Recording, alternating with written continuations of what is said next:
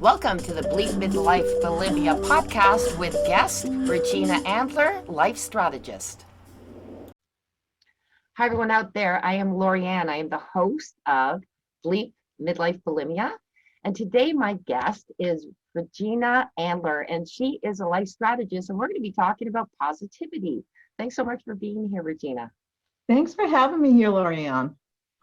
So let's start off with, I know that you have tips on positivity. Why don't we start with that? Sure. So positivity is, I love talking about positivity because that's what I'm all about. I'm actually certified in positive psychology. And so I just love helping people build up their positivity, because one of the things that I always talk to people about is positivity is a choice. Being positive, being negative. It's actually my third tip that I put in all the time as I work my way down. My third tip is actually choosing your attitude. You always get to choose your attitude, but that actually holds through everything that I talk about. And, positivity starts with your mindset. You could wake up in the morning and stub your toe and decide that, oh my God, scream, yell, swear, do whatever it is that you do. And, just decide at that point that the entire day is going to go downhill from there because you got out of bed and stubbed your toe. Or you can get out of bed and you can stub your toe, and you can probably do that immediate scream, yell, and maybe swear. But then start jumping around, grabbing your toe. And then by the time you've jumped around a couple times, decide that you've created this brand new, really cool, happy dance. And that's how you're going to start your day. And it's like, oh, well, you stubbed your toe, but you made this really cool, happy dance out of this movement just by stubbing your toe and jumping around the room. So the choice is always yours as to how you want to decide to complete that response to whatever it is that's happening around you. So from a positivity standpoint, there's good and bad stuff happening all the time around us, and we always get to choose how we react to it. And my first tip that I always give people is that choice is all about being 100% responsible for everything in your life. You created everything in your life. And that's a tough one for a lot of people to swallow. When I first heard that years ago, when I was doing a lot of my training, and somebody said, you created everything in your life, I was like, no, I didn't. I didn't create this bad stuff. I didn't create the idiot that was on the highway in front of me this morning that decided to slam his brakes on. How did I create that? And lovingly, I was told by my mentors that nope, everything that's in your life you have created. Either you promoted it, you allowed it, or somehow brought it into your existence. And at first it took a little bit, because I said, I complain about things that are going on with myself, with my health or my weight or my relationships, my financial status. I just say, the economy is responsible for this, or somebody did something to me when I was younger and now I'm like this because of that. And so the first thing I had to do was actually pull that in and go, okay, maybe I did create this. And if that's true, how did I create this? And when I stopped and thought about it, it was like, okay, well, from a positive standpoint, I chose, just like if I stubbed my toe in the morning, I chose to react in a certain way when things happened in my life, whether I created them to myself or somebody else triggered something, like the guy who slammed his brakes on, So maybe somebody else triggered it, but I chose how I wanted to respond. And in that 100% responsibility, I always teach people about this little equation, and it's called E plus R equals O, and it's the event plus your response equals your outcome. And that's where 100% responsibility comes in, because the event you might not have control over. The event might be the guy who slammed his brakes on, or the event might be somebody who told you something when you were young that created some kind of a limiting belief in your head. And so now you're doing something or acting in a certain way or not acting in a certain way because that's the way you decided to respond to that event. And the really cool thing about all of it is if you don't like your outcome, and even that whole you've created everything, you get the choice. If you created it, you get to uncreate it. And that's like the best part, because then you can stop and think about it and go, well, wait a minute. If I own this, if I take on 100% responsibility and I really own this, then I get to choose my next move. I get to choose where I want to be next on the board. Do I want to go backwards and be more negative, or do I want to go forward and be more positive?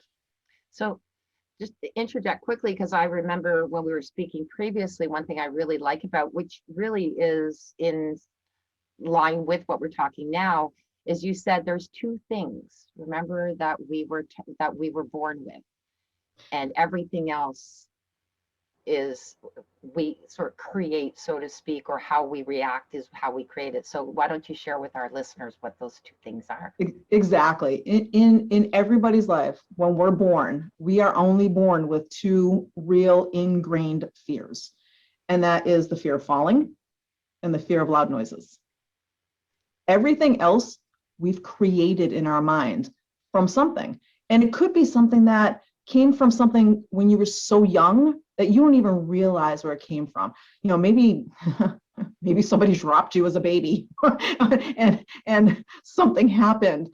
But, you know, and out of that, you don't remember that event, but your brain said, oh, be scared of this, or be scared of that person. Maybe you're scared of somebody, or maybe a dog came up to you as a young baby. Maybe you were 1 year old and a dog came up and either bit you or growled at you or just made you really scared. And now as an adult, all of a sudden you're scared of dogs and you have no idea why you're scared of dogs. But it's this event that happened way back when. And that 100% responsibility is where you go and say, okay, I'm scared of dogs. I have no idea why I'm scared of dogs. But I'm choosing to be scared of dogs for whatever the reason is. And you can decide at any time to take that new fear that you've created on and say, okay, you know what? I'm going to choose to see if I can reach out to a dog and see what happens.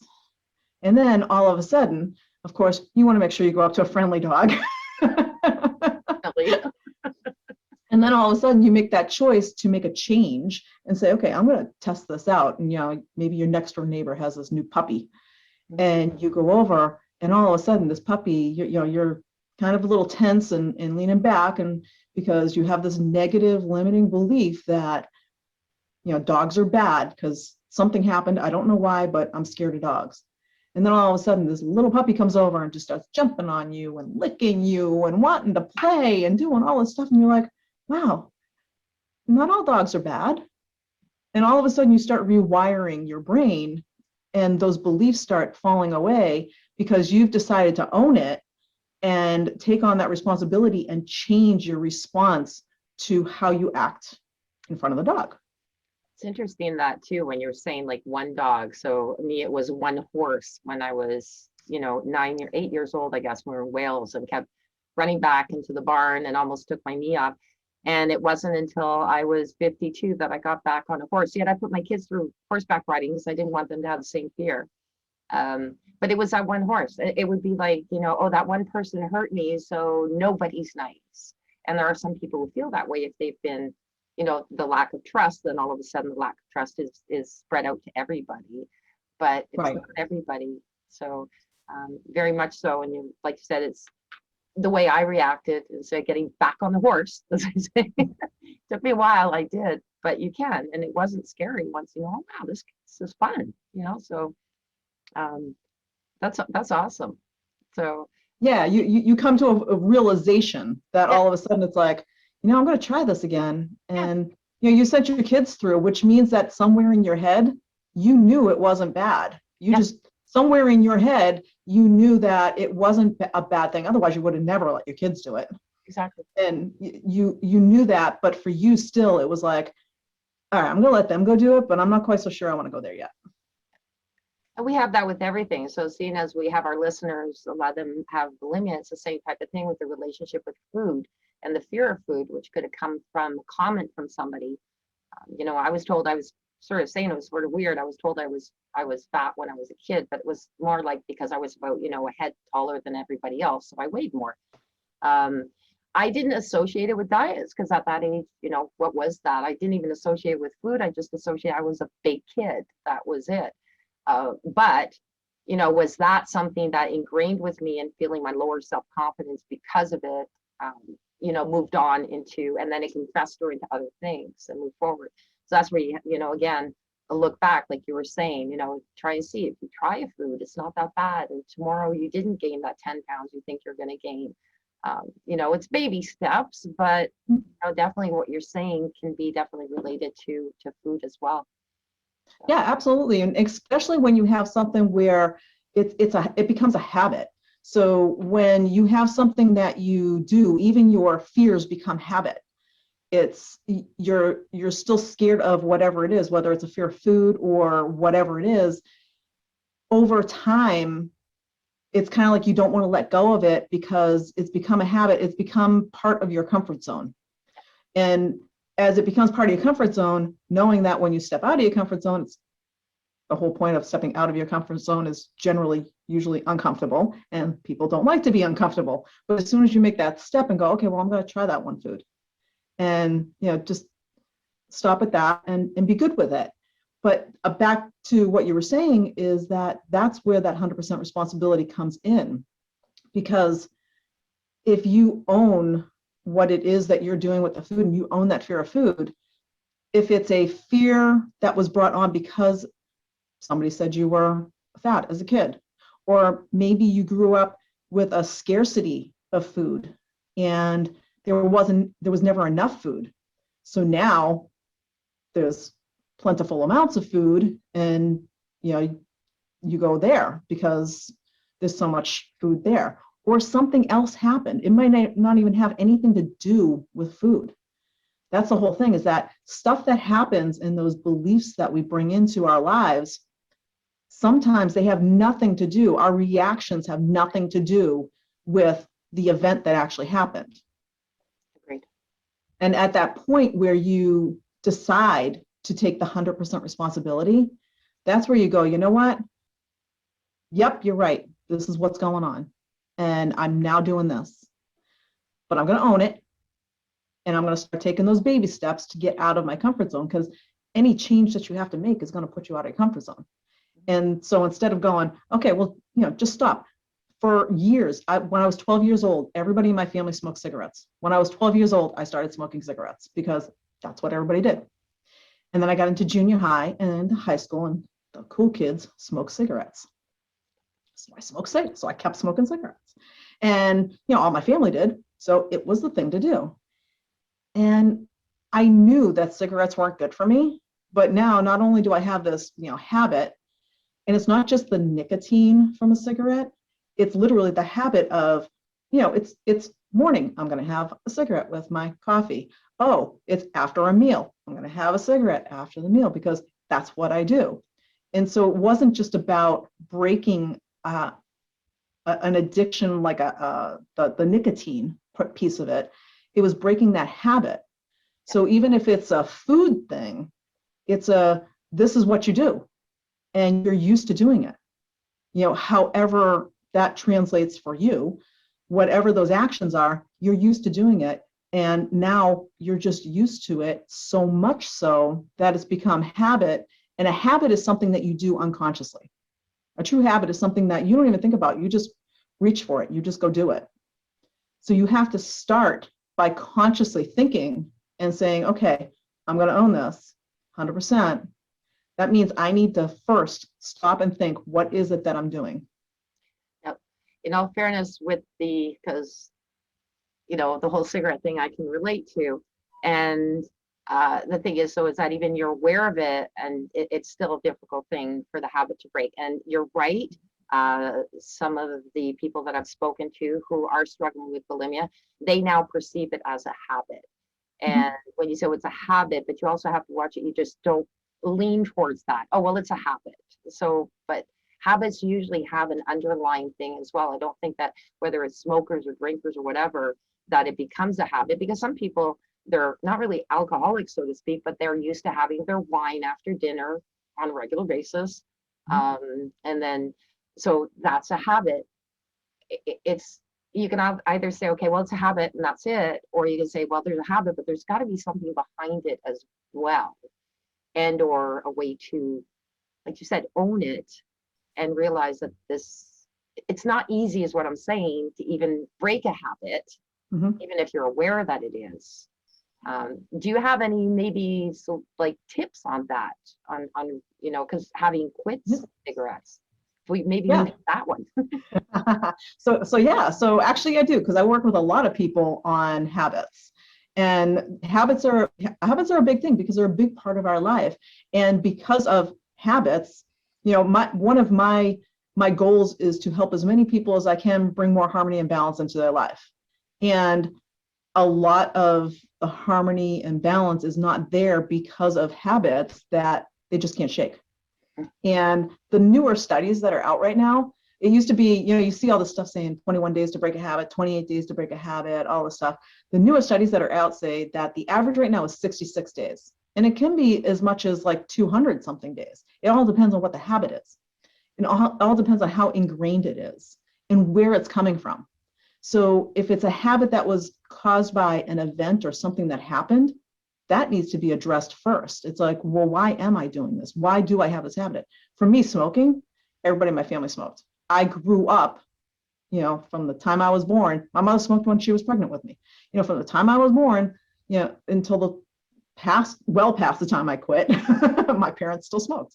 And I just got to a point at one point where I said, why am I doing this? Am I doing this just because everybody else is doing it?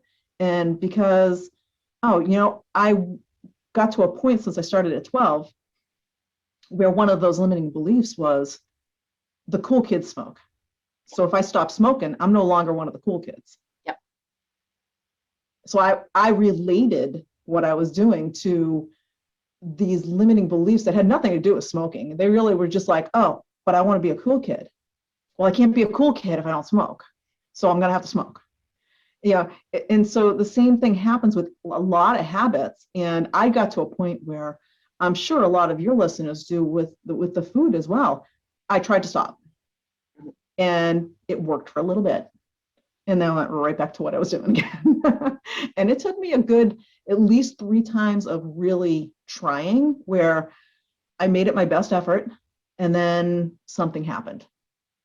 And in my case, for the smoking, it was my friends would hang out and go to the bar. And at that time, everybody could smoke in the bar. And so I'd go in and have a drink, and there's all the smoke, and all my friends are smoking. I'm like, oh, you know what? I'm just going to bum one cigarette and just have one cigarette while I'm having this drink. It's just one. Yeah. As soon as I leave the bar, I'm at the store buying a pack of cigarettes. And that was the end of that quitting, you know. But it took me, I literally did it cold turkey eventually. But it was a mindset shift. It wasn't because of, it wasn't just the quitting piece of it for health or anything like that. It was my mindset. I needed to figure out, okay, well, am I okay not hanging out with these people for a while? And so I actually announced to all of my friends, look, I love you guys, but here's what I'm doing. I'm quitting smoking. Why are you quitting smoking? Everybody smokes. Because I don't like it. I don't like smelling like smoke every day. I don't like cleaning dirty ashtrays. I just don't like it. I don't know how I ever liked it. I just do it because everybody did it. So I'm quitting. But here's the thing. You guys keep hanging out in the bars and all that kind of stuff. So for a time, at least until I can comfortably be with you guys in that environment and not have some kind of a craving, I'm out. Not that I don't love you guys, but I need to be out. But that was huge. I mean, that's hard to all of a sudden just say, I'm not going to do what some of you are doing. I'm not going to go to the party. I'm not going to go to the bar. I'm not going to hang out with the people who smoke because I know it's a trigger. Yep. So I needed to really own it. And once I owned that, I don't want to, it was like, well, why don't I want to? When you have any kind of habit, any kind of bad habit, whether it's bulimia or it's with the food or it's cigarettes or it's alcohol or drugs, until you make that conscious decision that you're going to own where you are right now and be okay. Because where you are right now, we talked about this a little earlier, and I said you created where you are right now. And you did. You created where you are right now. It could have come from anything. There's nothing wrong with the fact that you created it. It's just what is. That you can't change the past. You can, however, change your attitude, your thoughts, and your mindset for the future. So once you make that decision to be 100% responsible and go, okay, you know what, I'm going to own this. Now you can stop and go, what does that mean? Does that mean I can't hang out with, I need to stay away from certain people? I need to stay away from certain food. I need to stay away from whatever it is so that you can start stepping out so that you get to that 66 days or 120 days or however many days to really break the habit. And this is something too that you had said that was interesting, was that you created it so you can uncreate it. The loud noises and the falling is a little bit more difficult because you're born with them. But yeah, and I do believe that what you create, you can uncreate. I think it's very important to look at the environment around you, like you said. Is there, something dominating it? Is there something somewhere? And some people have a difficulty in doing that. I would probably think, journaling is a big thing, but I'd like to blog. And so things come out that I otherwise subconsciously, they'll come out in my blog that I really wouldn't have thought about, like these thoughts. So I think that's important to not just say, like I was saying about the habit, don't keep it just a surface thing. May just be that, but I also often believe, particularly with bulimia, there's something more than just the habit. And I know that even with smoking, people will sit there and use it as a grudge. Oh, well, I quit. And I did that. I quit for 10 years. And then when I had marital issues, I went back to smoking. And it can be a crutch until you say it's not a crutch. And you've got to really kind of break the crutch and say, look, it's not there for me anymore. I mean, I'm 10 years recovered from bulimia, and I don't even see it a crutch in the corner, so to speak, for me to even reach out to. Don't ever want to do that. Don't care to. Yeah. It's so much freedom being free of it, and I'm sure that you feel that way about cigarettes too. There's a freedom involved with the breaking of it. So there is, and to your point with the bulimia, with the it's not just the habit. It's not something created it to start with. It became a habit. The habit isn't bulimia. That has that the habit of how you're eating is a side effect of whatever it is that started it. And it could be anything. Mm-hmm. And so I always go back to 100% responsibility, because it's a mindset. Mm-hmm. When I say that, it's not, it's thinking that anytime something happens and you jump back in or whatever to say, I quit, but now I'm going to go back, or I stopped and now I'm going to go back. What you need to pay attention to is that trigger. What made it happen? So when you said that you're divorced, you stopped smoking, but you're divorced. So your divorce didn't make you stop smoking. No. It was a trigger that created it. Yep. And once you go, okay, so it got triggered. It doesn't mean you didn't do it. Doesn't mean you didn't want to do it. It didn't mean that it was like the number one thing you wanted to go do. An alcoholic who, is clean for, 20 years and then, is at an environment where they're just shoving alcohol everywhere and they're like, one drink's not going to hurt me. It does. Yeah. But then they know, and it could be it's a party, and because of this, and it's a family party, and we're celebrating the, some 50th anniversary of my parents or grandparents or something. So I have to have that little sip of champagne. I have to do that because I'm toasting them. No, I don't. Don't use that that's where those excuses come Excuse. in. That's what I was gonna say, and what you're saying about owning it, right? I laugh at people. I go, yeah, they go, yeah, there would be something for you to go back to smoking too. And I'm going, no, it was my excuse. Yeah, Probably no, was, no right? excuses, no excuses. There's not. Like, I believe that once you just give something up because it's not something you want to do anymore. There's really the excuse is because you want to go back, not because it's a crutch. It's just something that you say because even society says that, right? Oh yeah, like, oh, I have to have a drink, and you hear it all the time on TV. Oh man, when I get home, I need a drink. You know, like for a while there, that's what I was doing. I gave up my bulimia, and then I thought I came home and go, oh yeah, tough day, need a glass of wine. I'm going, what are you doing? You're just putting something else there in front of you that's going to be another, and are you going to face, your emotions when they come up or that and find another way to deal with it? Or are you just going to keep finding something to hide behind, and kind of silly. Yeah. And anytime you have any kind of, we'll just call it the habit because it becomes a habit. So it didn't start that way. Something triggered it, something created it. And basically anything that is happening in your life, all those things you've created, you've allowed, promoted, somehow or other, you've created them into your life. So what it could be something you don't even remember from as a small child, or it could be an event, a huge event that happened that triggered it, whatever it was. What I tell people when I'm talking to them is that whatever that was, I don't mean to sound mean or bad, but I don't care.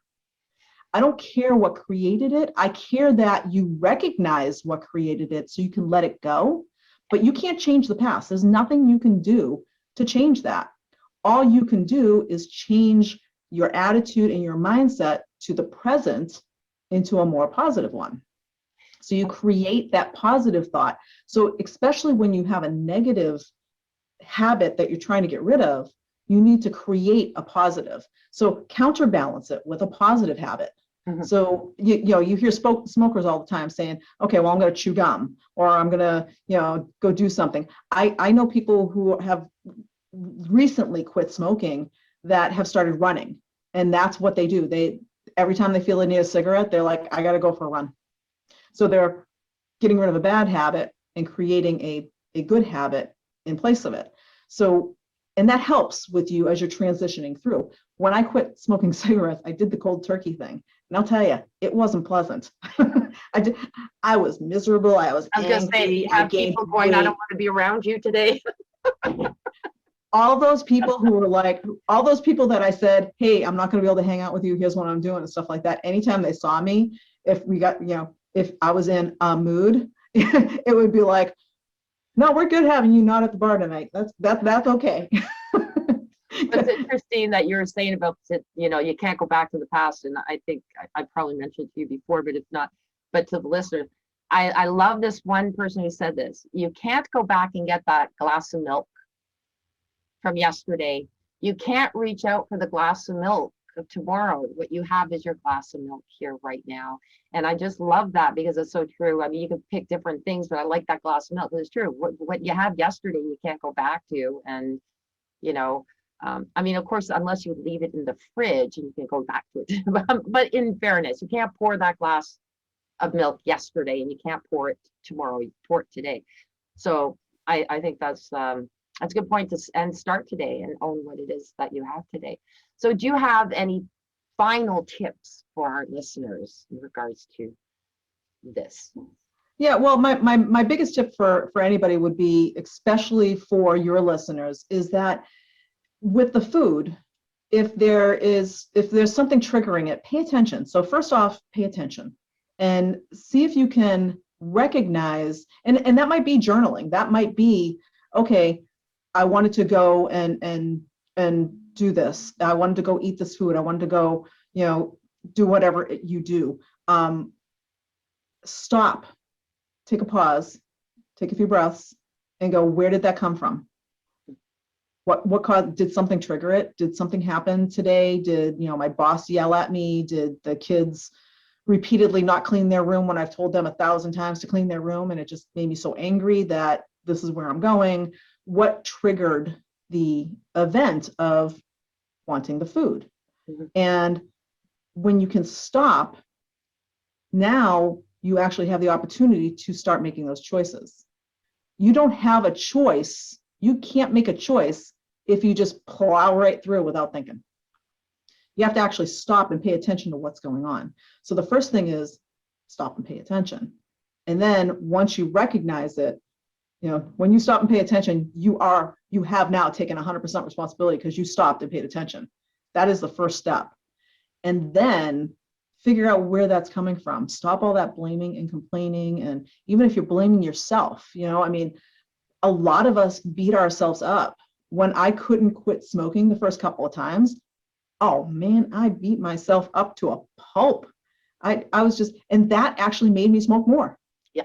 I went from what I was smoking to smoking more because I beat myself up and I was like, screw it, I'm just going to do this anyways. I made myself angry. I blamed myself and just said, this is the way you are, just deal with it. I got to a certain point where I went, you know what, I'm done. Stop. I don't want this anymore. I really don't want this anymore. How do I make this go away? And that was where I made the conscious decision to say, okay, what is causing this? Where's it coming from? What do I have to do to start making those baby steps? And again, just like I said with the other habit stuff, is find a positive habit to replace it. So instead of reaching for food, what else can you reach for, or what else can you keep your mind occupied with so that the feeling, the thought of wanting it goes away? There's always something, you can replace anything in your mind with another thought. So find something that works for you, and it's going to be different for everybody. What works for me isn't going to work for you, isn't going to work for the other person, but everybody will have their own thing that goes, okay, well, the guy who quit smoking and wanted to run, I'm not a runner. I hate running. That so would not work for me. Story though, that you got into that, they pushed you over that. Yeah, the wall. Yeah, I do the obstacle course races, but I don't run. I fast walk them. Yeah, I'm really that's not a fan of running. For definitely next time you come out, we'll have to go through that story. It was great. Or any of the listeners, you can go to Lift Your Story podcast and look up Regina, and she tells it on that one. It's really kind of cute.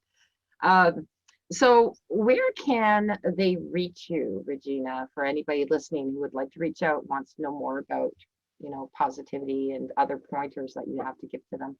Yeah, sure. I do free consultations, free, no obligation, no sales, no gimmicks, none of that stuff. I love helping people. It's what I love to do. So I just love having, genuine, authentic conversations with people. Say, hey, what's going on with you? If I can help you, I'm going to try to help you. And then from there, if we want to move on, then yeah, we'll talk about stuff. But first, it's like, I chat with people. So I have a free consultation. They can just go to www.chatwithregina.com and set up time. And then I also have a Facebook page that is called the Harmony and Balance Connection for Women that people can bounce on. And I put positive quotes out there every day and other little fun things and positive things. And I actually put other files and stuff like that out there. And I believe I just uploaded a habit tracker the other day to the Harmony and Balance Connection page that is good for keeping track. It actually helps you keep score every day. Did you do this? And you can write in, there's places to write in your own little things for the positive stuff. And then there's a section for the negative stuff saying, I did this, I did this, I did this, I did this. And if you do any of those, you have to take away points. Oh, neat. So you get to add points for the good things you do and take away points for the bad things. And then you can see for yourself. So if you're one of those people who's like, it's all about me, I don't want to involve anybody else, and I'm blaming myself. And if you want to see that on a piece of paper and go, okay, and then you can look at it on a piece of paper and go, wow, yeah, I need to make a change here. Because this is, I can see it on a piece of paper. Some people need that visual when they're doing something. And it helps them keep track. Yeah, and it's not to beat yourself up, it's just to be, it's an awareness thing. And I am on that group, by the way, and I was laughing because Regina was, saying, what book are you reading? So I took pictures of books that I have, and I've been through pretty well all of them, except for I noticed there was one I didn't even know I had. I was just telling her. And it's called, what was it? Too Many Balls. And it has, throwing balls in the air, just to clarify. And it's a book about positivity, believe it or not. And I'm thinking, oh, that is so strange. So that's a sign. So I'll be reading that one. Excellent, excellent. Yeah, so thank you very much. And yes, I highly recommend listeners to join that group on Facebook.